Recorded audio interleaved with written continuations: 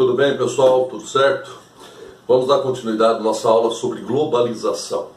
Primeiro fato, e muito importante, nós temos que pensar o quê? Que globalização é o processo de integração econômica e cultural do mundo via expansão do capitalismo e graças ao quê? À evolução tecnológica dos meios de comunicação e de transporte. Pronto, essa é a definição que você tem que guardar sobre globalização. Outro fato que nos chama atenção aí, pessoal, essa globalização, ela apresenta fatores negativos, tá? E esses fatores negativos são bem cobrados nos vestibulares. Então vamos aos fatores negativos? Vamos lá. Então o primeiro fator importante, que é uma discussão grande contra a globalização, é sempre sua questão social. Por isso que é muito comum a ocorrência do Fórum Mundial Social, foi realizado vários anos aqui no Brasil, em Porto Alegre, por exemplo, né?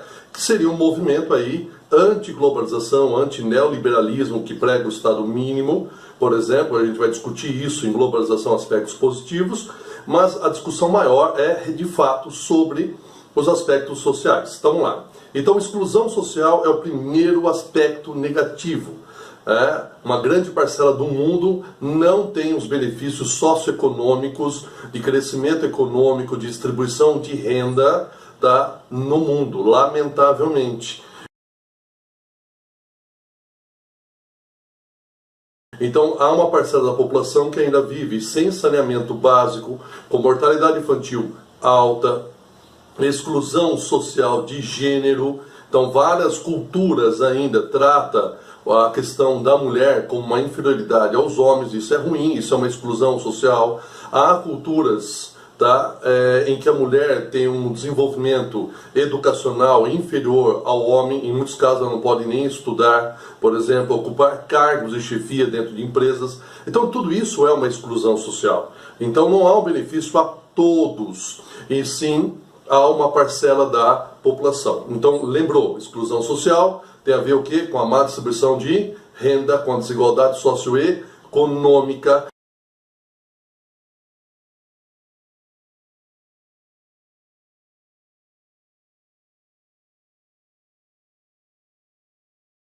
Com a desigualdade de gênero, com ainda as minorias lutando para conseguir seu espaço social, econômico e político no mundo, tá? Esse é o grande problema. Então lembremos aí problemas de população mais vulnerável socioeconomicamente, América Latina, a África subsaariana, sul, sudeste da Ásia, que são essas imensas áreas, esses imensos bolsões de população aí com precária condição socioeconômica e que são áreas de emigração que vão tentar buscar uma vida melhor em outros países.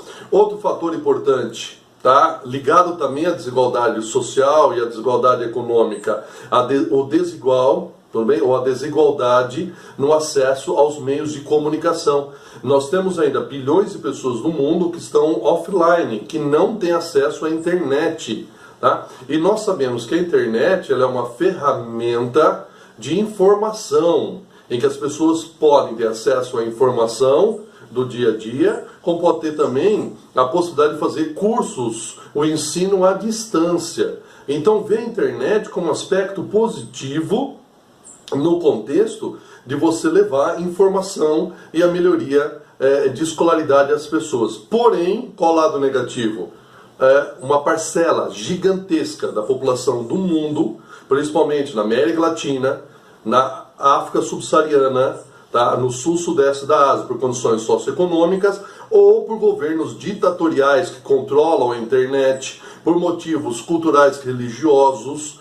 Então nós podemos pensar, por exemplo, o problema do Oriente Médio, que dificulta o acesso, até por questões religiosas, o Irã, por exemplo, a Arábia Saudita, e nós podemos ter governos ditatoriais, Coreia do Norte, China, que é um exemplo disso, A Cuba começou a abrir um pouco mais, mas ainda é um governo que controla. Então isso é uma precariedade da questão dessa população que não tem acesso, tá, aos meios de comunicação aí, estão infelizmente offline. Outro fator que nos chama atenção, a proliferação de epidemias e pandemias. Por que isso ocorre? Dois aspectos são fundamentais para a gente avaliar. O primeiro aspecto, a população ficou urbana. Nós estamos falando aí, praticamente em uma década, que a população ficou urbana mundial. Mais cidades, grandes aglomerações urbanas, megacidades acima de 10 milhões de habitantes, grandes metrópoles, grandes regiões metropolitanas, por exemplo. Isso favorece a proliferação de doenças. Tá? Haja visto aí que nós podemos pensar Zika vírus, dengue, não é? O ebola, agora o coronavírus ou Covid-19, nós tivemos SARS, não é? O H1N1, influenza, por exemplo, né? E tem outros aí, né? Epidemias que não viram pandemias, mas que são preocupações aí regionais, por exemplo.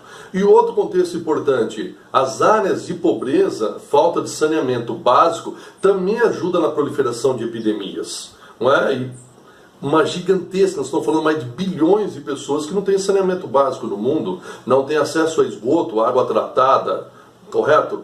Tratamento de lixo, de esgoto, isso é ruim. E o terceiro fator que você pode pensar é a evolução tecnológica dos meios de transporte, que favorece a rapidez de integração nas diferentes localidades, nas mais distantes localidades, e essa integração, essa rapidez, faz com que tenhamos um contato de pessoas de diversos países através dos aeroportos, através do turismo, através do deslocamento via trabalho, por exemplo. Isso favorece rapidamente. Nós estamos vendo agora como foi toda essa proliferação que virou pandemia do Covid-19 ou coronavírus. Em pouco tempo, quer dizer, nós estamos falando de uma proliferação, em menos de um ano, ele está tomando conta do mundo. Virou uma pandemia. Meios de transporte, rapidamente. Tá? Outro fator que vai nos chamar a atenção, modificações de padrões culturais.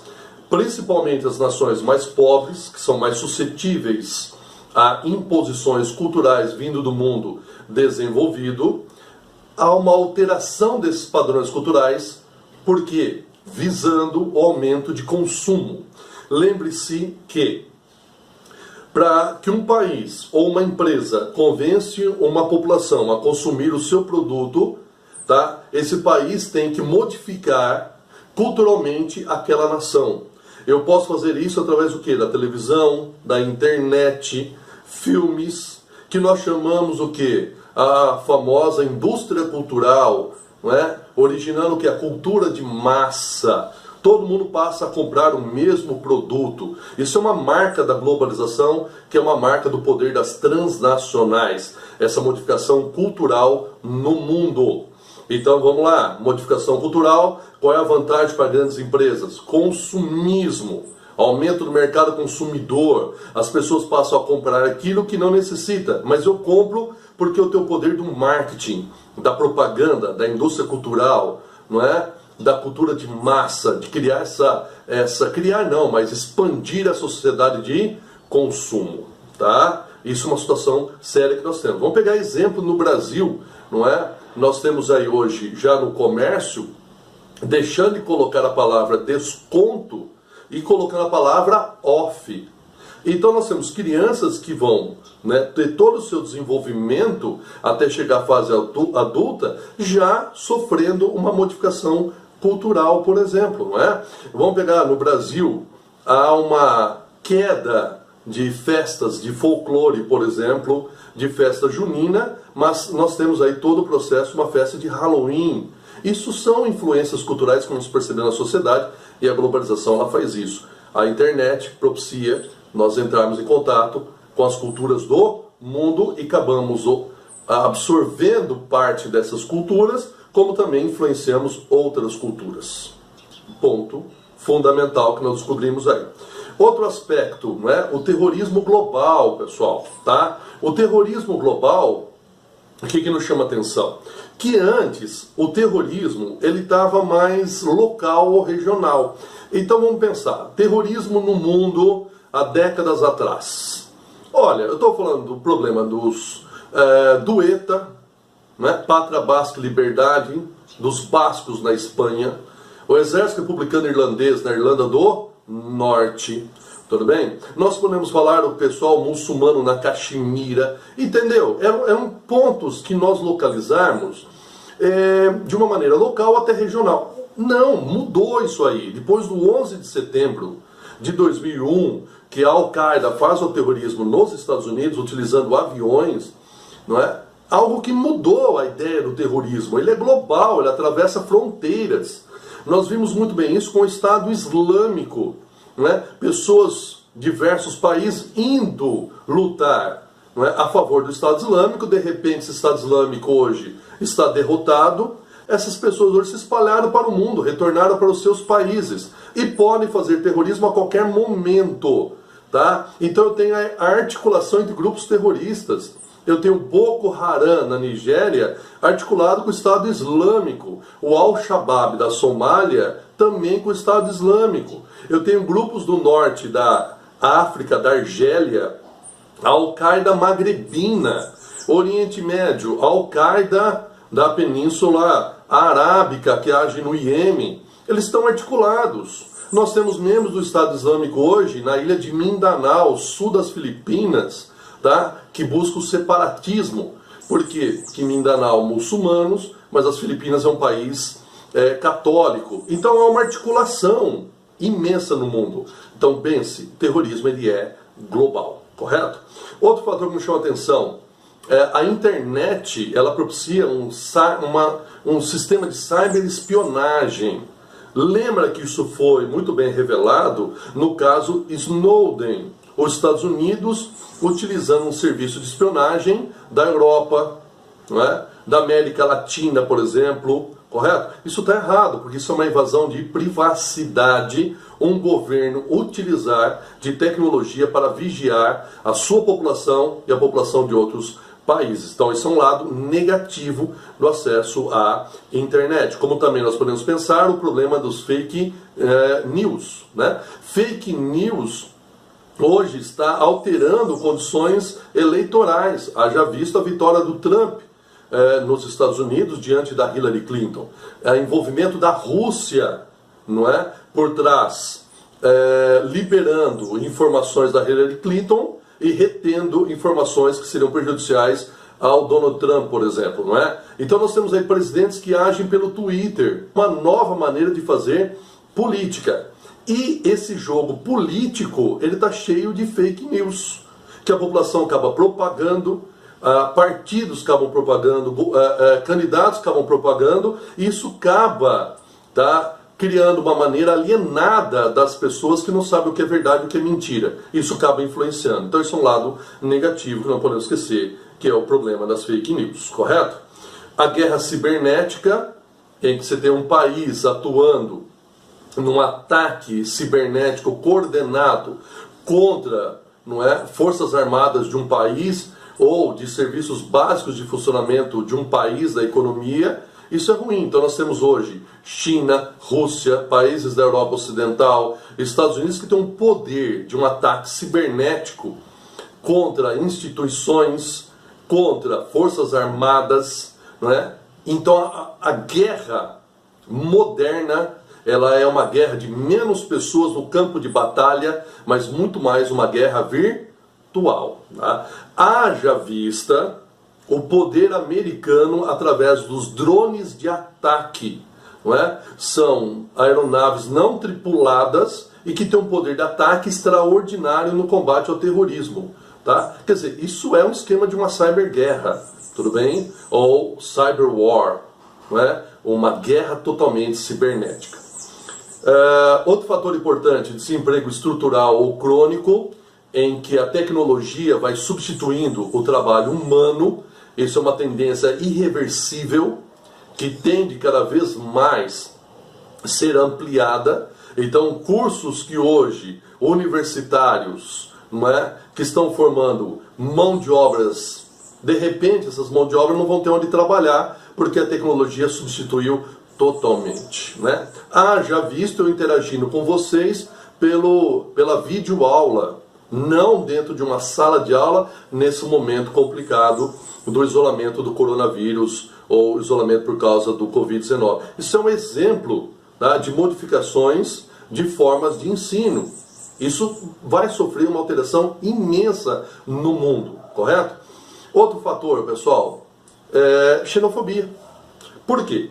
Porque a exclusão social, o favorecimento da população ainda, né, rica, em detrimento da população pobre, leva as pessoas a abandonarem as suas áreas de origem, América Latina, África, Sul e Sudeste da Ásia, seja por motivos econômicos, catástrofes naturais, motivos de guerras, perseguições políticas, religiosas, seja o que for. As pessoas migram e buscam uma vida melhor em outras nações, principalmente nações da onde? Estados Unidos, Europa Ocidental, Japão, Austrália. E as pessoas que vivem lá não querem o estrangeiro. Xenofobia, aversão ao estrangeiro. Por que eu não quero esse estrangeiro no meu território? Porque eu vejo esse estrangeiro aumentando a violência, aumentando o multiculturalismo, né, determinando baixos salários, causando desemprego para a população local. Então, a islamofobia, eu tenho esse estrangeiro que pode ser um terrorista, principalmente vindo do mundo islâmico, daí a palavra islamofobia. E aí também nós temos o crescimento de partidos e grupos extremistas, direita ou esquerda, mas principalmente partido de extrema direita. Na Europa cresce muito essa ideia. Lembra do Donald Trump nos Estados Unidos e construiu um muro na fronteira com o México? Foi seu grande programa de governo e acabou ganhando as eleições. Nós estamos vendo hoje o Brexit, não é? A saída do Reino Unido da União Europeia. Por quê? Porque o Reino Unido quer recompor as suas fronteiras, a sua soberania sobre as fronteiras contra a imigração. Lembra que o Reino Unido, ele não entra para o espaço Schengen. Esse espaço Schengen que nós temos é um espaço de livre circulação pelo bloco. O Reino Unido não aceita. Então isso é uma situação que está virando uma praga no mundo, o problema da xenofobia. Todos esses problemas, nós usamos um termo, é uma desordem na nova ordem mundial, correto? Fora o problema das guerras civis que expandiram no mundo, porque eu não tenho mais um poder controlador dos Estados Unidos e União Soviética, tá? Então é muito mais fácil hoje, há uma explosão de separatismo, de guerras tribais na África, de guerras civis, de disputa por poder, por exemplo. Isso faz parte da desordem na nova ordem mundial. Certo, pessoal? Maravilha? Um grande abraço. Até mais.